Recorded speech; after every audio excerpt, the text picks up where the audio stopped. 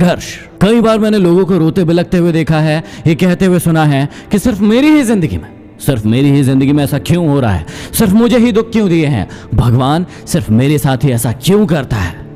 याद रखिएगा, सिर्फ आप नहीं है इस पृथ्वी पर जिसके साथ ऐसा हो रहा है, सिर्फ आप नहीं है जिसको दुख है, तकलीफ है, जिसके साथ संघर्ष है।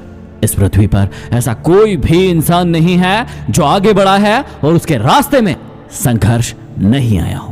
इस पृथ्वी पर जितने भी महान लोग हुए हैं, जितने भी लोगों ने आगे बढ़ने के सपने देखे हैं, जितने भी लोगों ने अपने अंदर एक उम्मीद जगाई है कि मुझे अपनी जिंदगी को बदलना है, उन सभी के रास्ते में संघर्ष जरूर आया है। लेकिन इस पृथ्वी पर दो प्रकार के लोग होते हैं, एक वो जो इन संघर्षों को हराकर, अपनी चुनौतियों को मानकर, उसे गले लगाकर जिंदगी में आगे बढ़ते हैं, और दूसरे प्रकार के वो जो इन चुनौतियों से हारकर, भागकर और इनको ब्लेम करके अपनी जिंदगी में पीछे रह जाते हैं। ये सिर्फ और सिर्फ आप पर निर्भर करता है कि आप अपने संघर्ष को, अपनी चुनौतियों को कैसे लेते हैं। क्योंकि जो लोग पॉजिटिव होते हैं, जो लोग अच्छी सोच रखते हैं, वो इन संघर्षों में भी अपने आप को बनाए रखते हैं। वो सकारात्मक सोचते हुए ये सोचते हैं कि इन संघर्षों में ही मेरी कहानी लिखी जाएगी, और इन संघर्षों का सामना करते हैं। लेकिन जो लोग डरपोक होते हैं, कायर होते हैं, जैसे ही उनके सामने कोई समस्या आती है, वो इन समस्याओं से भागने लगते हैं, लोगों को दोषी ठहराने लगते हैं और काम करना बंद कर देते हैं। जबकि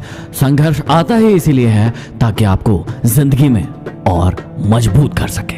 अब यह आप पर निर्भर करता है कि उस संघर्ष से सीख कर आप अपनी जिंदगी में आगे बढ़ते हैं, या फिर वहीं बैठे बैठे रोना रोकर अपनी जिंदगी को बर्बाद कर देते हैं। तो चलिए अब हम बढ़ते हैं अगले अध्याय की ओर, जो है अध्याय 18, अपमान को सहो।